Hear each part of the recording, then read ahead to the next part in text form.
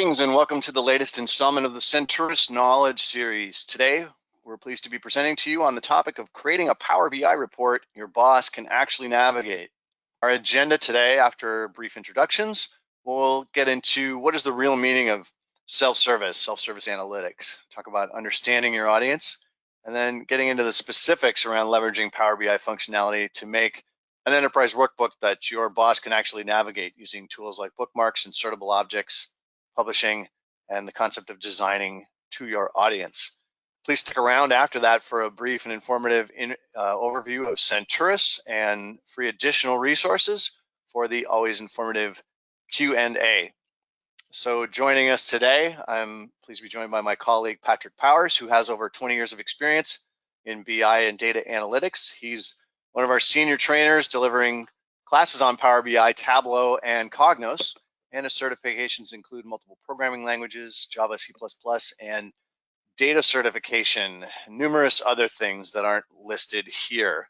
And my name is Michael Weinhauer. I'm a director here at Senturus. Among my various roles, I have the pleasure of hosting our Knowledge Series event. Before we get into the heart of the presentation, we always like to ask some questions of our audience. I'm going to launch our first poll and ask you for some feedback of the reports that you build. What percentage of those are for others, approximately, right? So pick one of those, please. 100% for others, all the way down to 100% for yourself. Great, so I'm gonna close this one out and share it back. And not surprisingly, half or 100% for other people. So your report authors and analysts, and then the bulk of the rest, mostly for others. And then a small percentage of you are probably embedded in the business units and doing a lot of this maybe a little bit for yourself. Okay, that's interesting. Thank you very much. And then our second poll pertains to what are you doing with those? How do you share the end results? So do you publish that to powerbi.com, the Power BI service? Do you share PBIX files, the actual Power BI files via SharePoint or email or however shared network folder? Or do you export them into another format and then distribute them? So PDF, for example, or Excel or something else. Close this out and share it back. So yeah, almost 2/3 publishing it out to powerbi.com, and then a bunch, kind of not surprisingly, pushing it out through email, probably PDFs is my guess, or maybe Excel. And then a very small percentage are actually doing the old shared directory. So that's actually a pretty interesting insight. So thank you very much for sharing your experience and thoughts with us. We always like getting some insights from our audience. And with that, I'll hand the microphone and the floor over to Mr. Powers. Go ahead, Patrick, the floor is yours. Hello, everybody. Thank you, Mike. So, I'm looking at this attendee list, and I see so many names I recognize. Do you guys just follow me around? Are you my groupies? I love y'all. I love all my groupies who come to these things. Or do you just you're just waiting for the day that I fall flat on my face, aren't you? That's what it is. Hey, before we get started, let's talk about some terminology that is specific to the PBI world. In that introduction, we use the word workbook, and actually we shouldn't be using the word workbook. It's not proper for the Power BI world. Things are called pages, and then what we build are reports. Reports consist of one or more visualizations. So just trying to set some nomenclature here for what I'm going to go over today.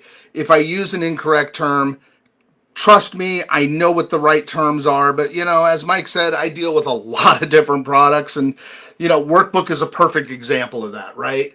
Workbook is one of those terms that really is specific to a different tool that most of us know which one I'm talking about, but we say it anyway. So let's make sure we're all on the same page. Pages, reports, a data set, which is any of the data that we bring in, anything we put together in PQ. And there's another good example. It's no longer called PQE. It's now just PQ.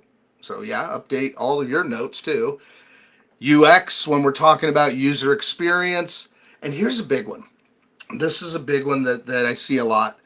The concept of dashboard versus dashboard style. And that's very important for what we're talking about today. I'm not actually going to be building dashboards. What I'm going to be showing you is something that's a dashboard style. True dashboards only exist when you publish to the service. In Power BI Desktop, it's a dashboard style. So it's a collection of pages with reports, with visualizations, using data sets, with a consistent user experience. Look at that. I brought them all together. I will also preface what I'm going to talk about today. This is not like our traditional presentations that I do. Normally for these things, those of you who've been to other ones, I'll go through something step by step, show you a specific demo or something from one of our classes. This is, for legal reasons, a pat talk. I can't call it the other thing, that other three-letter name.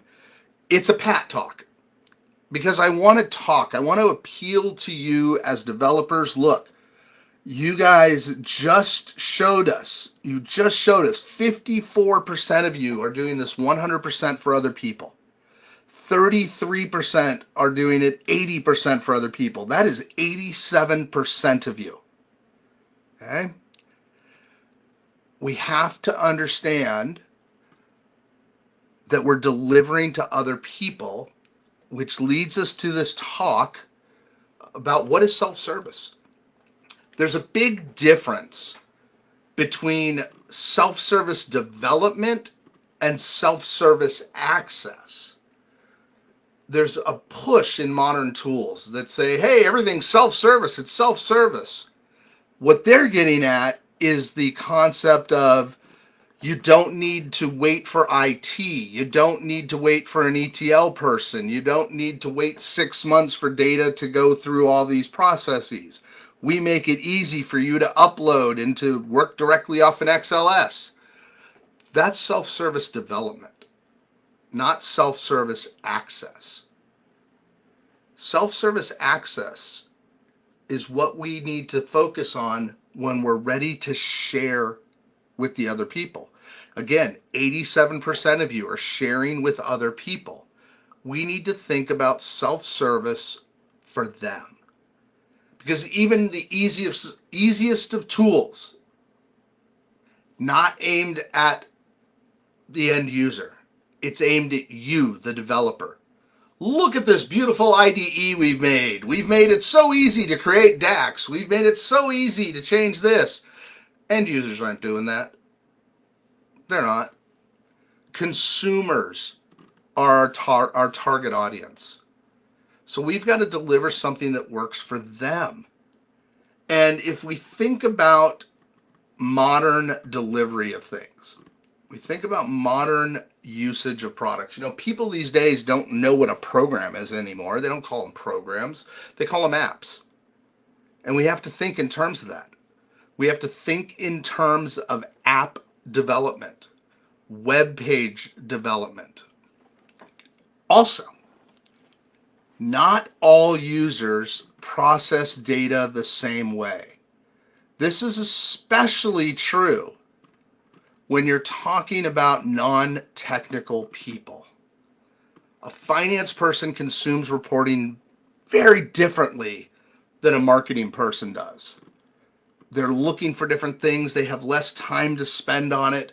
And, you may be sitting there going, God, haven't I heard you say this before? Yeah, but I keep seeing published reports that are made for developers, not made for consumers.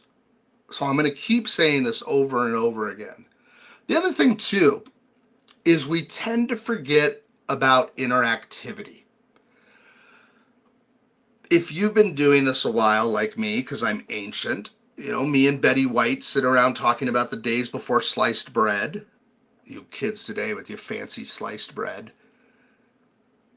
We're also used to being able to print things out and hand a piece of paper.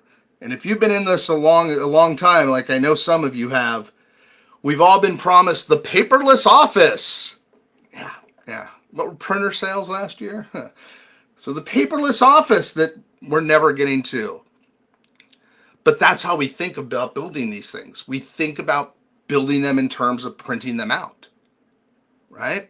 But we've got to have interactivity. Take a look at this one with all these nice drop downs. But it's more than that.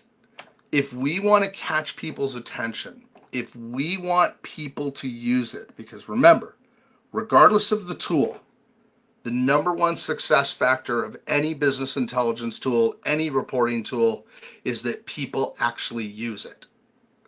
We've got to hit that base instinct.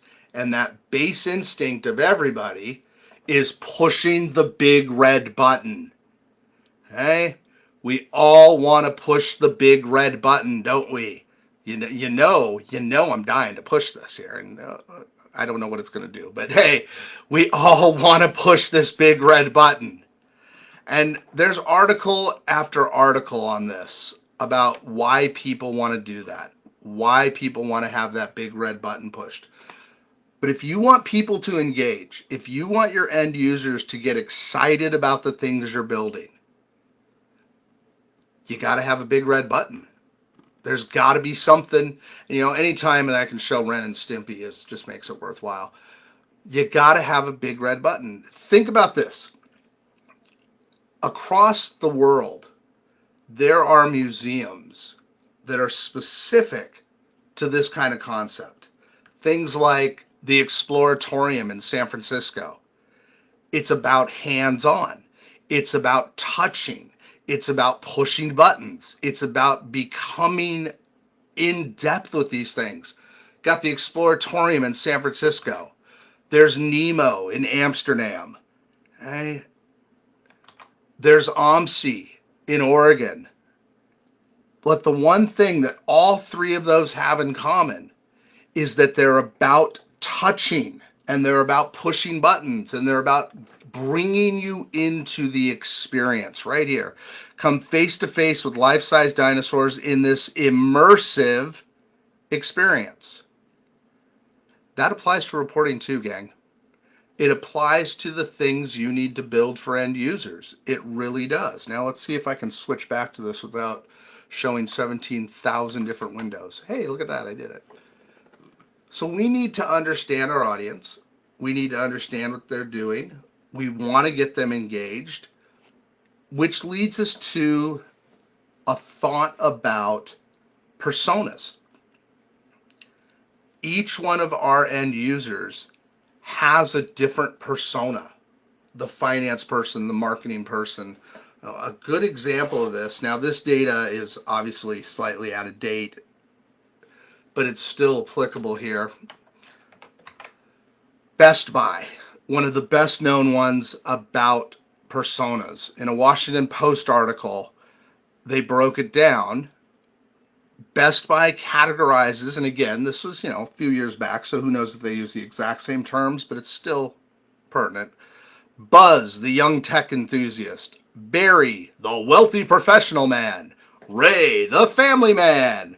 Jill, a soccer mom type. They build their stores around these types of personas. Look, Jill's have better signage, escorted assistants to fast checkout lanes, places for kids to hang out. This is how they target them. And many of you are sitting there going, what the heck does this have to do with reporting? I can't stress enough. That's this right here.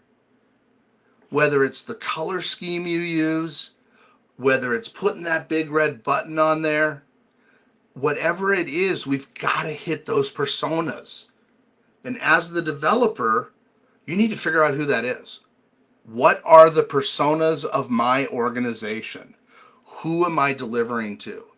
Am I delivering to John in executive management who has about 30 seconds to look at something? Or am I delivering to Phil down in IT who swears by Unix and hates anything on his desktop and wants everything in dark mode? Come on, all the developers out there, you're all laughing right now because you know that's the first thing you do with any new application. Does it have a dark mode? Okay. Dark mode, best thing. What we don't want to give people, let's see if I can open this up today. What we don't want to give people, look, gang, this isn't Python, okay? We don't want, I can't even spell today. Yay! That's not going to cut it. That just doesn't cut it. All right. Now, we all can agree Python is an awesome language, and yes, I did a print, so hey, we all know how to print hello world now in Python, but I'm not going to give that to you, user. I'm not going to give that to John in executive management and expect him. No. Even this right here is too complex. This is overly crowded for certain personas because the next piece of the puzzle, how are they consuming this? How many of you even have desktop computers anymore? Okay? Everything, phone, tablet, laptop screens. And you as a developer, well, maybe you're special like me and you've got 4K monitors sitting on your desk. You're running in 12,000 by 2140. They're not. You got to fit this on the screen. You've got to make the buttons large enough that they can do it without fat fingering it. Come on, we all done it. We're not going to give them a set of radio buttons when they're looking at this on their phone. We're not going to expect them, oh, you need to control click that. How am I supposed to control click that if I'm on a tablet? You need to plan these things. You need to think about these things, which means you need to do something that you probably haven't done before. Storyboard out your reporting. Approach it as if this was web design.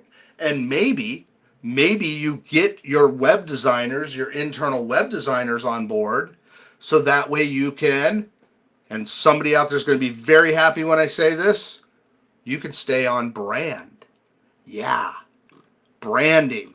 It's got to look the same. It's got to feel the same. When I go from one report page to another, I don't want a completely different set of fonts. I don't want a completely different set of colors. It should be seamless. And if you're really good and you can integrate this in to your internal SharePoints and your internal web pages and your internal websites, now you got one-stop shopping. Everything becomes seamless and it becomes truly part of your business. Okay? So these are the things I want you thinking about. These are the things I want you planning. And you got to do some research. And maybe you don't have to. Maybe branding has already done this for you. But that means, yeah, you got to go talk to marketing people. Hold on a second. I've been talking for 8 days straight now. My voice is giving out. We'll get there. You got to go, excuse me, you got to go talk to marketing people. You got to go talk to your branding folks. Say, what fonts do we use? What are the approved colors? Because we might need to build a theme. Ooh, now we're getting fancy. Yeah, we might want to build a theme out of this stuff. Okay? Themes help us keep that consistency. Themes help us keep what's going on here. Okay? Let me see here. Yep, I'm all ready to go with that.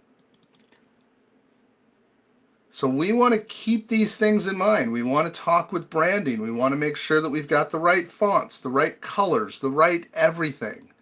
It's going to make users happy. Now, let's tie this to Power BI, because really that's what you came for, isn't it? Although some of you just came because you love me, but it's all right.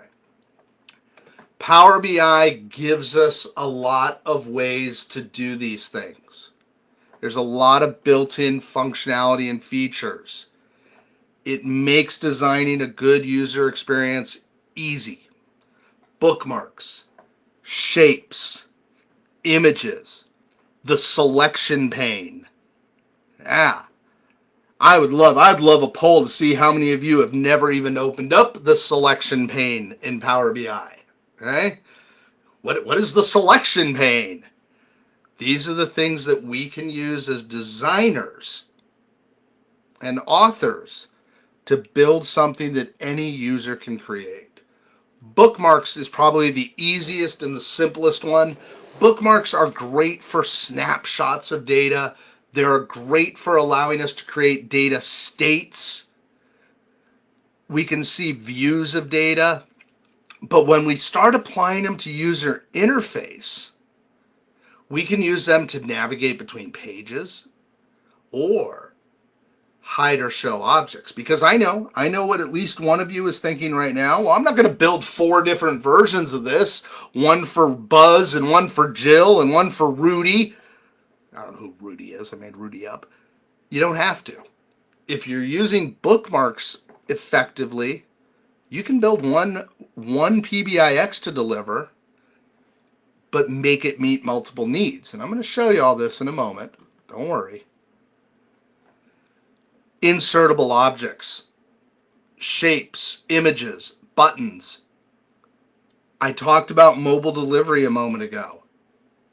Buttons are especially useful for mobile delivery. Click the big red button. But look at the things that images can do. They can be used for back. They can be used as bookmarks, drill throughs, page navigation, Q&A, web URL. Oh, wait. Web URL? Yeah, I can connect this back to our internal site. And if I've done my job right, it'll look exactly the same color-wise, font-wise, schema-wise that my internal one does. Golly, everything looking and feeling the same. And then we can actually get to a place where we're not printing things out all the time. Wouldn't that be nice? Wouldn't that be nice? Well, let's, to all you millennials out there, you've taken down the napkin industry, you've taken down other industries. Go for printer industry next. Go for the toner industry. Take them down. I'm counting on you. Gen Z, come on, step up.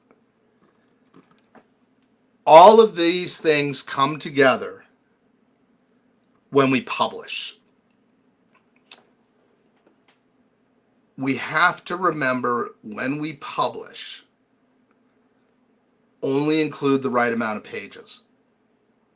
Don't give them a PBIX that has the 15 different things that you've been working on and you're only really showing them 5 of them.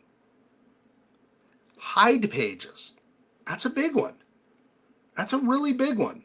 We don't want people necessarily hopping around on their own.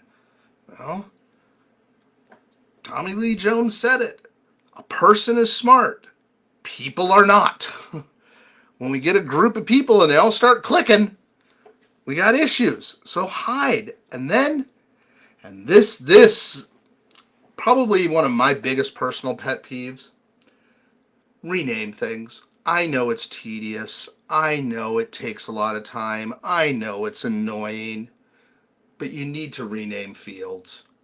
Nobody wants to see cust underscore NM bracket 32. No user wants to see that.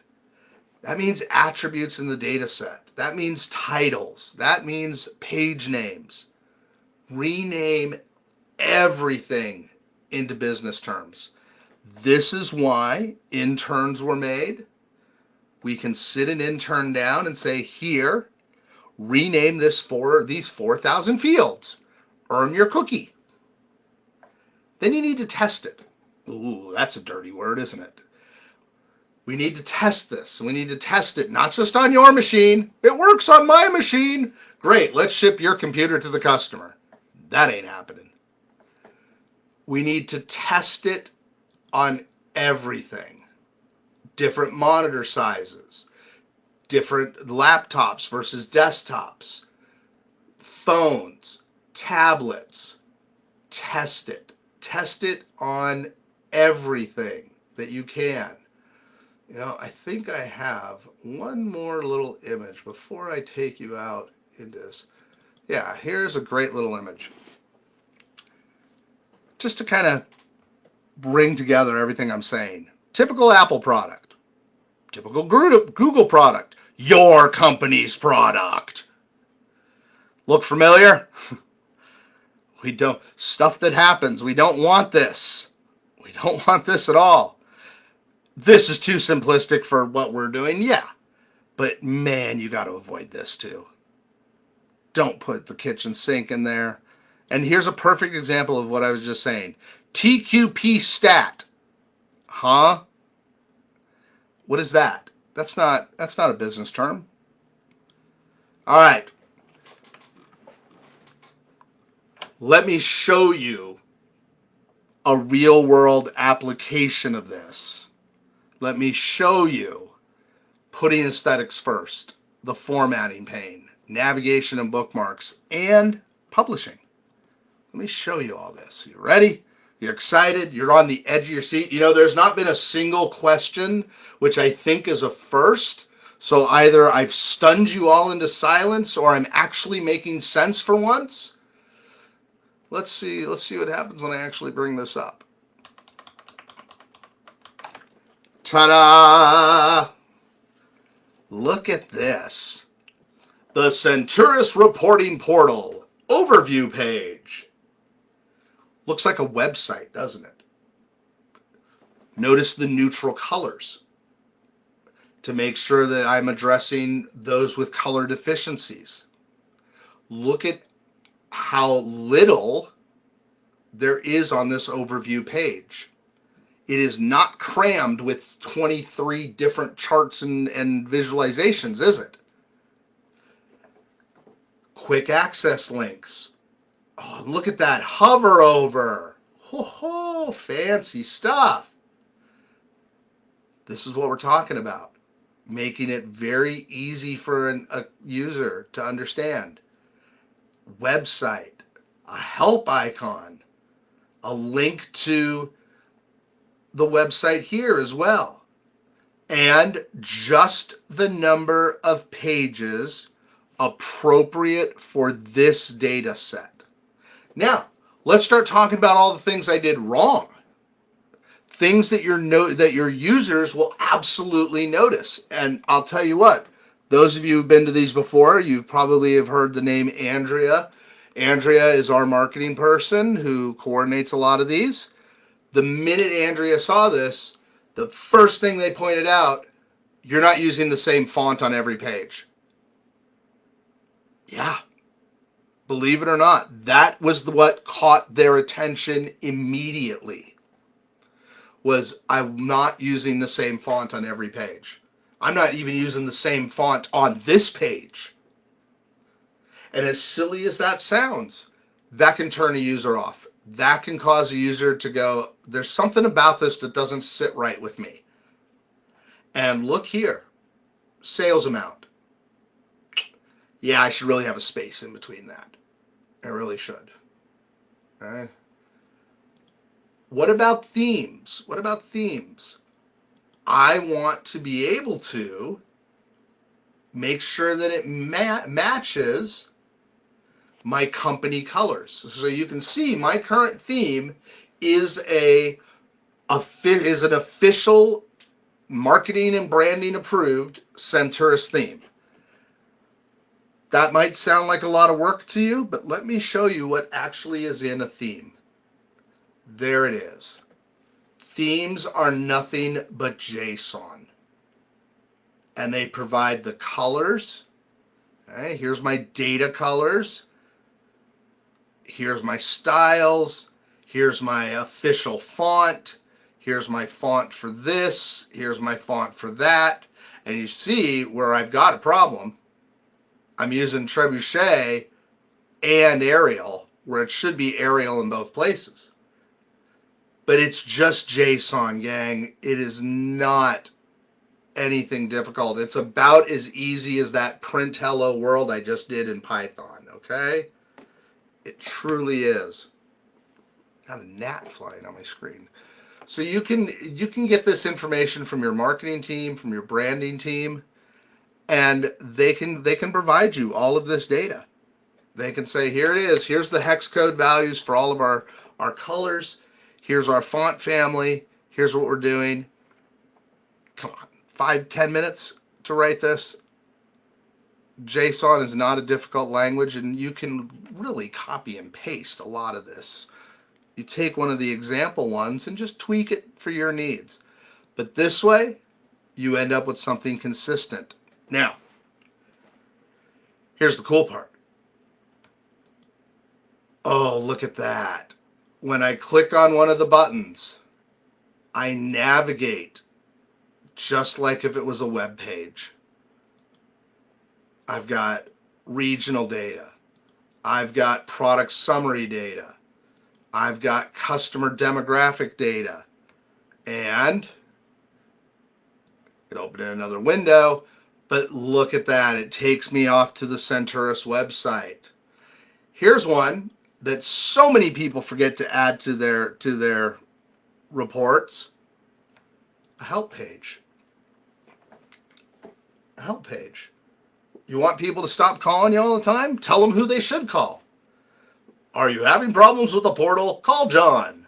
Is it data related? Call Sally. Specific report issues? Call Angie or Bob. If you want to just discuss the meaning of life, hey, there's me. You're welcome to call me. Don't really call me. You can email me though. Nobody ever gets my phone number, gang. And I can go back to a previous page. I can click back. So I've got navigation on here as well. Oh, look, I keep hitting previous page. I'm navigating it just like if I was navigating in a browser. Now, some of you may have noticed a couple interesting things on this one. Show as chart, show as pie. Let's look at that one first. What we're doing here is we're actually using a combination of bookmarks, and oh look, there's that selection pane that I was telling you about a minute ago. Let's see if I can make that wider. Nope, does not want to get wider. This is the selection pane. Here's all my buttons, here's my different states, here's my different toggles. And what this does is it uses a bookmark to toggle between these two different views. So when I click on show as pie, oh, look at that. Now, come on, at least one of you out of the 97 folks who are still left who are finding this somewhat interesting, at least one of you is going, that is pretty slick. It's so straightforward and simple, right? And what I'm doing, again, is I'm changing between states. I've got a different state. I've got a pie chart view and I've got a bar chart view. And if we look at the properties of the button, the action property of the button is calling the bookmark. And I can tell it where to go, which one to use. This one over here uses a drill through. Notice that there's an extra tab that none of these link to. Product detail. The only way to get to product detail is a drill through. Look at that.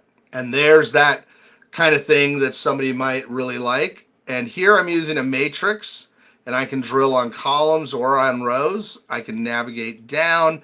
I can clean up my subtotals. There's all sorts of things that people don't really pay attention to under this formatting icon. Subtotals is a great one because I can do per row level. I can do per column. So if I were to turn on column subtotals, for example, so now I'm getting all these different totals. I can specify that per column. Look at that. So now I can say, hey, I don't want to see it for quarter. I don't want to see it for month. I only want to see it for year. Same thing at the row level. I can say, hey, just right now I'm showing subtotals for everything. Nope, just show me for that top level. Look at that. Now I've cleaned up my totals. And if I collapse this, look at that. interactivity, making it nice and easy. And I can expand all, I can drill down, all these types of things. So there's so much more, and I could even move the subtotals from the top to the bottom, things like that. Change the font. And I'm back here when I click on my navigation. So these are all sorts of little different tips and tricks and things that you can put into one of these to make it easy and to make it exciting. But again, there's still mistakes. There's absolutely still mistakes. My biggest mistake that I'm making right now is that I did not go through this and rename things. Okay? I did not go through and rename stuff like this. Not making dynamic titles. Now you'll notice that when I hover over these, I can also drill down on this as well, by the way. I can go down to the next level here. Look at that. Everybody loves that. Whee! Woohoo! What's going on in Burbank? I can drill back up. Again, interactivity. You know, Sean asked a great question. Is there a general design rule as far as number of elements on a page? I like to base it personally on how the delivery is going to be. If I know that people are looking at this on a large screen like I am right now, I would absolutely include more than just a single element. Now, 4 or 5 elements that are properly laid out, that are well designed, hey, that's not a problem. You know, let's just take a minute. Let's go off script, because nothing bad ever happens when you go off script, right? If I were to add a clustered bar chart, for example, and I were to add a pie, because everybody loves pie, and if you don't, you're not my friend. And I wanted to add, I don't know, we can add a line. Oops, might help if I clicked away from that. Let's add another one of those. Notice that I'm still leaving myself space for navigation. That I'm still, like I said, nothing bad ever happens when you go off script, right? That's that one. Notice that I'm leaving myself enough space for navigation, but I've still now got 4 elements on here. Okay? A reasonable amount. Chris, there are ways actually, Sean, I hope that kind of gives you some food for thought there. This is reasonable. This is realistic. This is a way to do it. This would work on almost any display type. Having 4, 6 might be starting to push it. Depends on the types, things like that. So Sean, I hope that helps give you some food for thought. Chris has asked, is there a way to right-click to drill through on a phone? Actually, sort of, because I can go to these buttons and images and shapes, and I can use it as a drill through. So I don't have to right click, Chris. I can use a button to drill through. Click here for next level.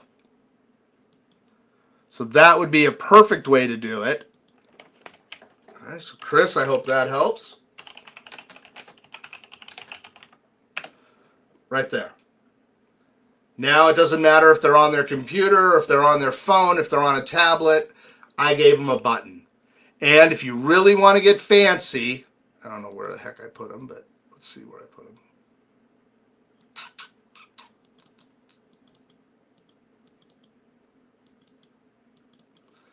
I can add buttons and nice little images.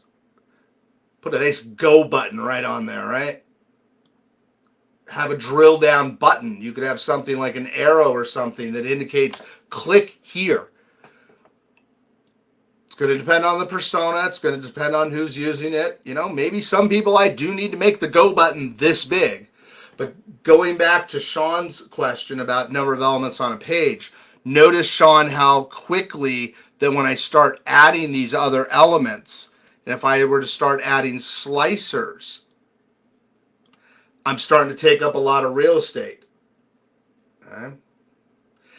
Karen has made a very good point that I want to touch on. Even the language of actions needs to be user friendly. Do they know what drill through means, or would you say see detail? You are absolutely right. And that's what I'm saying. Depending on my persona, depending on my audience, I might use a giant go button, Karen. And I might not say click here to drill down. I might say click here to see next level. Right? Because I do need to make sure that I'm using terms that are appropriate for them. I think I have one that I can open for you all real quick.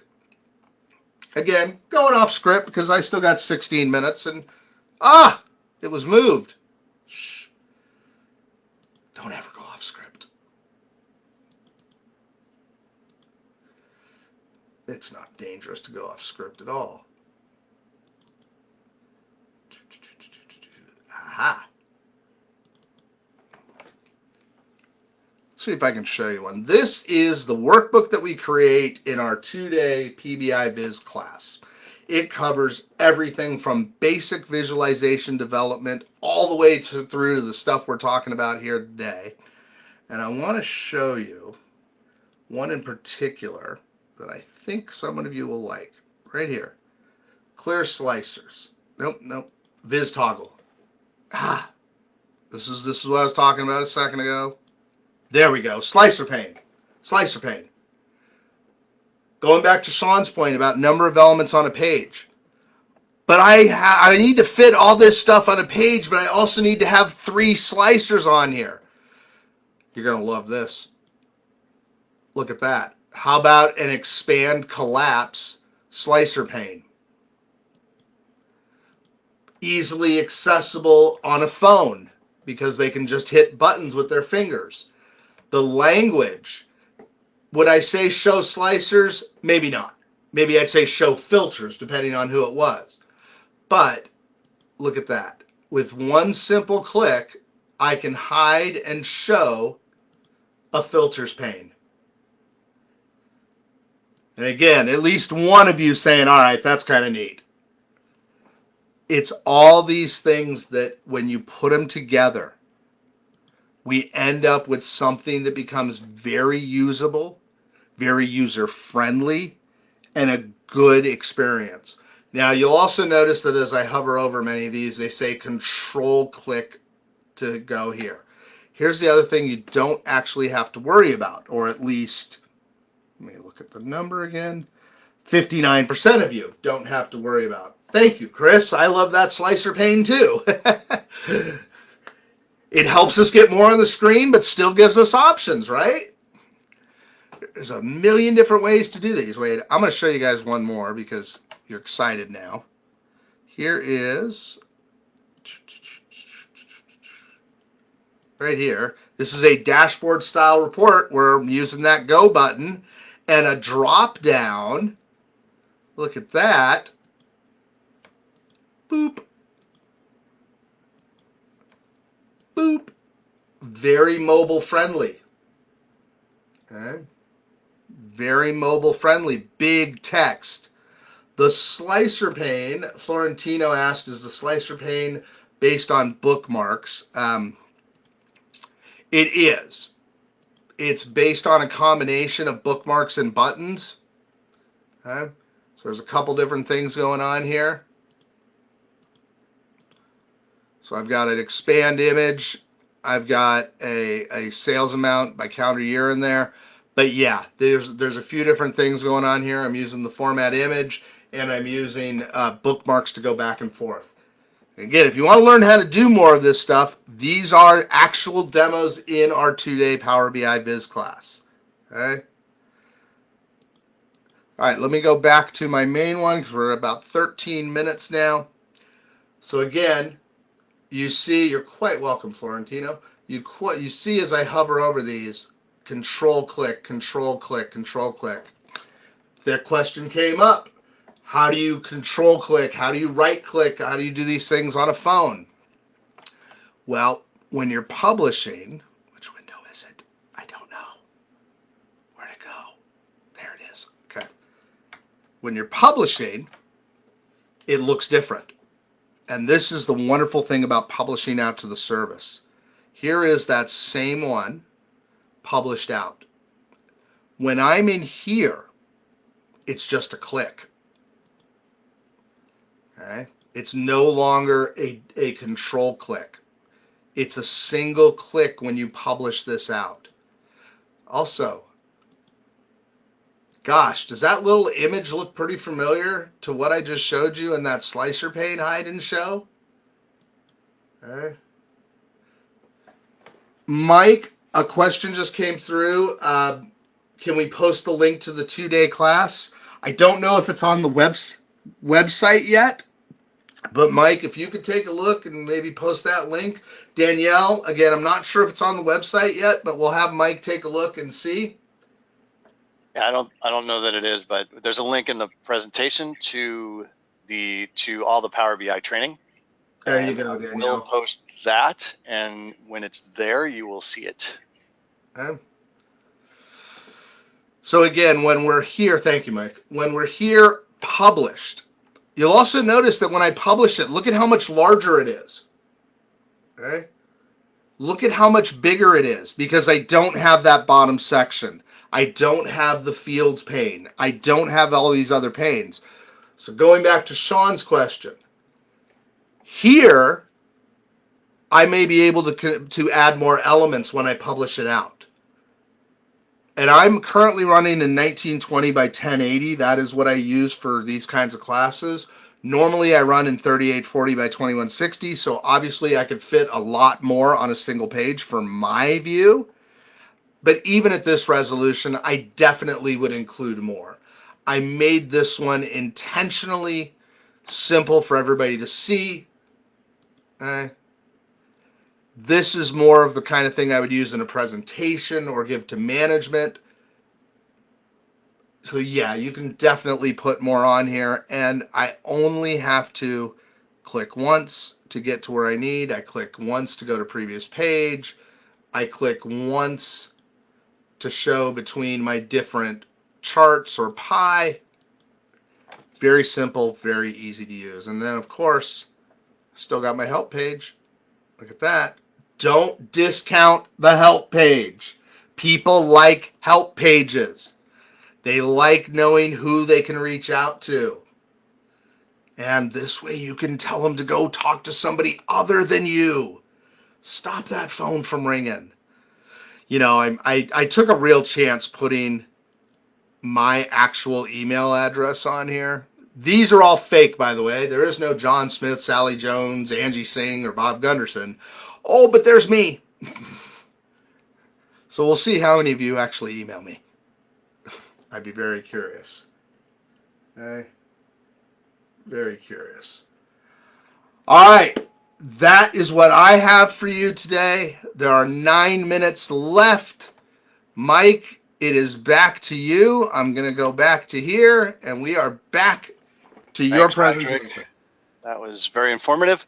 If you have any other questions, folks, please get them into the question pane, and we'll try to tackle them in whatever time we have remaining. I did put a link to the overall Power BI training, as well as 2 specific courses that might be of interest to you. But as Patrick already really alluded to or directly stated is, if you want more of this and to learn how to do all this stuff, whether you're at the beginning of this journey or you're more advanced and you want to get into DAX and you want to get into more advanced dashboard creations, reports and visualizations, data prep and modeling, and or admin, all of the aspects of self-service BI in Power BI, please visit our site or give us a call over there.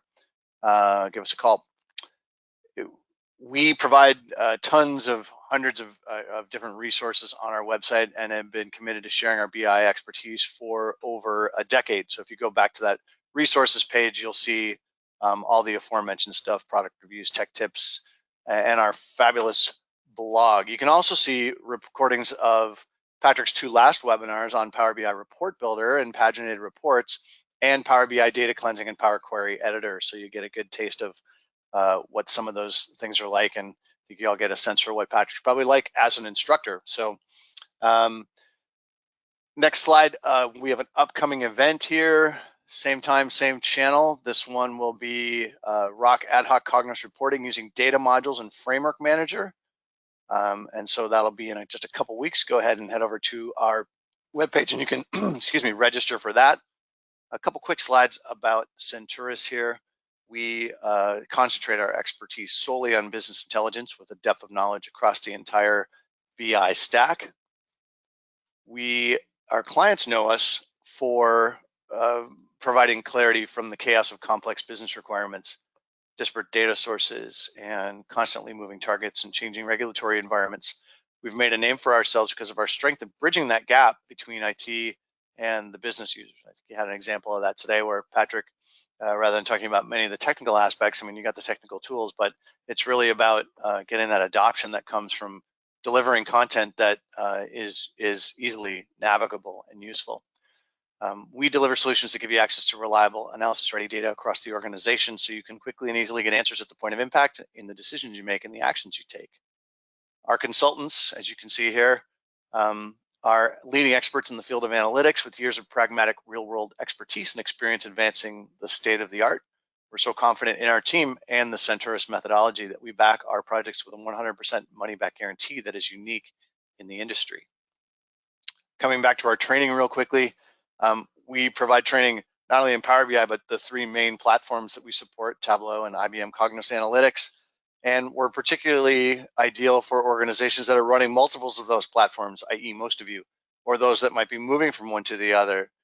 We have these digital artisans or data scientists and kind of unicorns in the form of people like Patrick that know all three of those platforms very well. And we can provide training in various different modes. You can see there from one tailored group sessions to one small group mentoring to instructor-led online courses and even self-paced learning. And we can tailor those to meet the needs of your particular organization. We've been doing this for a long time, over 2 decades now. We focused exclusively on business analytics for over 20 years and have worked across the spectrum from the Fortune 500 down to the mid-market, solving business problems in virtually every industry and many functional areas, including the Office of Finance, Sales and Marketing, Manufacturing, Operations, HR, and IT. We pride ourselves in being both large enough to meet all of your business analytics needs, yet small enough to provide very personalized attention. If you've been paying attention here and you think you might fit the mold of a Centurion, we are hiring. We're looking for, you can see the list here of a lot of Microsoft or Azure or modern analytics solution architects and ETL developers. Head on over to the Senturus website at the link there, or email jobs@senturus.com if you're interested in joining our merry band, as our CEO would love to say. And with that, we'll come back around to the Q&A, and I don't see any new questions here. Patrick, you answered all of them in line, so you clearly wowed them all and answered all of their questions. They have no doubts and perfect clarity. That's wonderful. You've achieved nirvana, if only for a few brief moments. So no one ever complained about a meeting ending early, so we'll give you all back a few minutes of your day. I want to take a second to thank our presenter, Patrick Powers, for another great presentation, and thank you, our audience, for joining us and participating today. We look forward to seeing you on an upcoming Knowledge Series event. If you want to go to the last slide there, Patrick, we do hope you'll reach out to us if you have any business analytics needs that might be covered by the slides I talked about before. You can, if you still use a phone, we have a 888 number there, 601-6010, or you can email us at info@senturus.com. So thanks again. Have a great rest of your day, and we'll see you on another event. Bye now.